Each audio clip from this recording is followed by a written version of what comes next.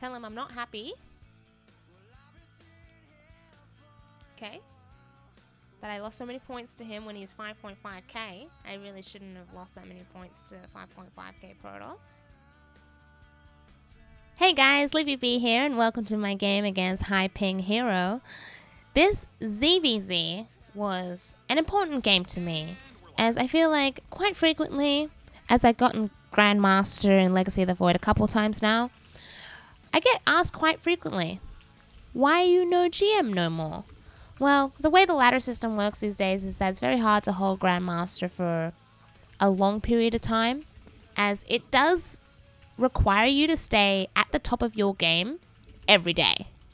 The re-ranking for Grandmaster happens every day, and if you're not active or you don't have enough MMR, you do get kicked out. So it re-ranks every day, and this is one of my games leading up to getting a re-promotion to Grandmaster. I'm about 30 MMR away from getting re-promoted to Grandmaster this game. But HighPingHero actually offered to leave the game even if he wins, because he's playing unranked. Nice. And now, like 11 maybe. I like how he's just like popping in it. As nice as a gesture as that was, I really didn't want him to do that because it would completely diminish the achievement of hard work and dedication it took to get to the Grandmaster. You gotta earn it. You definitely gotta earn it. So I told him, listen, I gotta win, but I gotta win the fair way. Everyone has a Smurf. And I will. Why does everyone have a Smurf? He was like, no, my MMR is not that high. This is my ult count. You probably just win about 11 MMR, which is actually a third of the MMR I needed to get to Grandmaster. So, honestly, that's quite a lot. But I feel like it's important to share a game like this because a lot of the time on the ladder, you'll get an opponent that just wants you to leave. They just want to get your MMR points. If you're playing unranked, they want you to leave the game so they could get some easy points. And I feel like this is literally the opposite of what StarCraft's about. It's the most highly competitive 1v1 RTS game in the world. And there is no greater feeling, I'm telling you what, there is no greater feeling than winning a game that depends completely and solely on you and your skill level to pull through with a victory. Best feeling in the world. So why would you want to take that away? By cheapening it. You don't want to cheapen the victory. HighPingHero still wants to beat me. He wants the satisfaction of knowing he can beat me, but gave me the points anyway, and I don't want that. That's ill. Yuck. No thank you. This is a victory that I'll be able to get myself, thanks. I run my Zerglings into his main base, get the scout off, harass some drones, go into the natural, pick off another drone. We managed to pick off about 3 drones. Hell yes.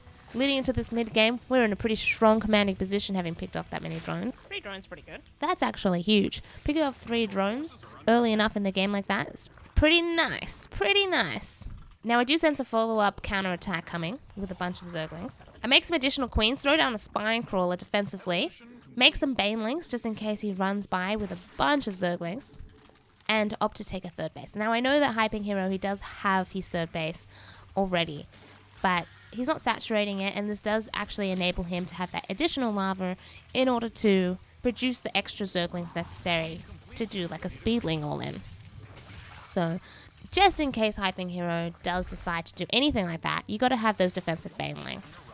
I do run the existing Zerglings I have on the map to apply pressure to his third base. And at this stage of the game, it's all about that Ling Bling Micro, baby. Ling Bling Micro. With the tier 2 sub, my dude.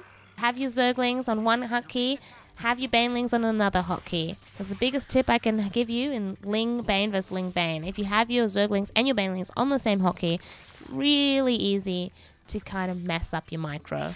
Your Banelings don't connect with a bunch of Zerglings, and a bunch of your Zerglings connect with just one of his Banelings. And that's just absolutely devastating when that happens. Behind this, I've taken all my gases, and I'm going to go for that Muta-style ZVZ build. I've got my Spire building in the main base. I'm continuously scouting just to make sure he's not pushing out with a really heavy Roach attack, or flooding with Zerglings, or already has Mutas of his own. I've just got to make sure I am on top of everything that he's doing, picking off Banelings that are stray on the map, and finding opportunities to do damage to him.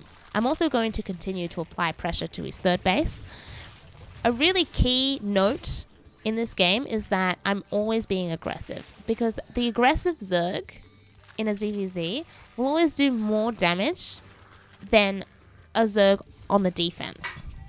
If you're on the defense as a Zerg player, you run the risk of losing a lot of economy. You run the risk of losing drones and run the risk of falling behind as you go into the mid game. So that's definitely not where you want to be in ZVZ. You want to be the aggressive player, while also, of course, macroing behind your aggression. If you don't macro behind your aggression, then you actually still do fall behind. So it's really important, behind being aggressive, you do need to still make drones. Otherwise, you will fall behind. Because if your opponent perfectly defends and he doesn't lose any drones, and you're not making drones behind it, then it gets a bit dicey. Because he can outproduce you at that point, and then the counterattack is going to be scary. So HighPingHero into the mid game. He does opt to go for the Hydras to defend against my Mutalists. He's got his 3 base economy established as well. So it gets a little bit scary in ZVZ when you're in this position and you're the Muta player, because the Ling Bane Muta is a very volatile army. In this position, a lot of the Zerg players will like to opt for Lurkers or Infestors.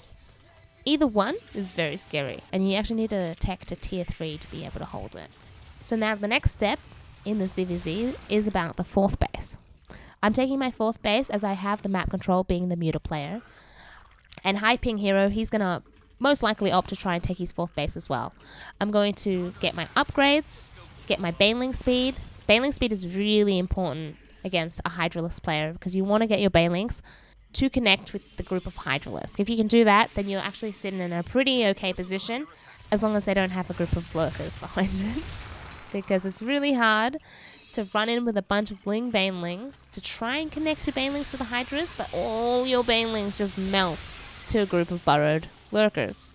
So scouting when he does the Lurker transition is key in this game. He's going for a bunch of Banelings too. HighPingHero going for a bunch of Banelings is actually a pretty good play by him, because if he can get a couple of Banelings to connect with all of my Banelings, it only takes 2 Banelings to connect with other Banelings to blow them all up. And if all my Banelings are clumped, then it could be pretty scary for me. I decide to commit here in this engagement. I actually throw in all my Banelings. It's all about trying to lower his Hydralisk count, because if he gets to a really critical and scary number of Hydralisk, it becomes pretty hard to stop his follow-up push. So I'm using my Mutas just to have that map control, that scouting awareness, to see if he's doing any Zergling run buys, clear out overlords that might be lingering on the map, giving him map vision, making sure that I'm aware of when he's going to be taking his 4th base. It's also really vital to scout when that 4th base is going down, because when he pushes out to take a 4th base, that's when he's at his most vulnerable. He doesn't have any creep to give his units faster movement speed. He doesn't have any static defense. Picking at your Mutas or your ground army. And you can actually use this to your advantage. So he's pushing out to take his 4th base. I'm pushing forth, trying to pick off Banelings here and there. But he does have the unit composition necessary to be able to trade efficiently against my army. I decided to back up momentarily just to regroup, spend my bank, and tech to tier 3. If I can get Broodlords out, then I'll be sitting in a really sweet position. Because I know that he'll be going tier 3 as well. He'll be either getting Vipers, Lurkers, or Infestors. It's a really intense game so far. And at the moment, I did not have enough to really push that 4th base back, because I'm in the middle myself of a transition, a Broodlord transition. I need to get my Broodlords out, my B-Lords. My B-Lords need to enter the map, and they need to enter the map ASAP. In the meantime, while I'm waiting for my Greater Spire to finish, I'm going to be spreading Creep. Creep, as a Muta player, never really is super necessary. It's not as important to get Creep as a Muta player, because it really benefits the opponent with the movement speed of their army more than it benefits your army, your ground army. But transitioning into the mid game, it's really good to get Creep, because it gives you that map awareness, also gives you the movement speed for, good surrounds and stuff. You mainly use it for the vision. if your opponent pushes onto your creep. Sure, it grants them the movement speed on their units as well, but it also allows you to see good flanking opportunities, good surround opportunities, all of the things to take a really nice cost-efficient engagement, where you can poke with your broodlords, whether he's got lurkers or investors poking around the corner, ready to pounce at your army. So I'm going to push forward with my broodlords. I'm going to be destroying this destructible debris. In the meantime, really allows you to split up the units from multiple angles to get the nice flank or surround necessary with your banelings. Because going into this next engagement, I know that HighPingHero, he's going to be making banelings to try and connect with my banelings. At this point, he's going to have a very, very large army. So I'm going to really need to be patient with this engagement. I'm going to use my queens to tank the damage of the banelings, using my own banelings to then roll in to try and connect with a whole bunch of hydras. While the hydralisks are on the retreat, I'll use my mutalisks to sit above them to really add the DPS necessary in order to do even more damage to HighPingHero's army than otherwise I would have if they were just kind of running away. Picking off a huge amount of his army size, I feel confident enough now to remorph my banelings and push forward again with my broodlords, my queens, and my mutalisks. And taking that final engagement, picking off his economy, taking out that final fourth base, he just does not have the bank, the resources, nor the army unit composition to counter what I'm throwing at him. So you can really see in this game how going Ling Bane kind of steamrolls if you have the proper decision making.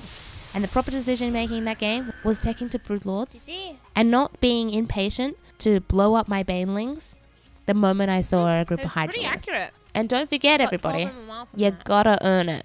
Don't be begging for no ladder points. Earn them. It will feel super awesome if you earn those points yourself. GG everybody, thanks for watching, and I'll see you guys for the next vid.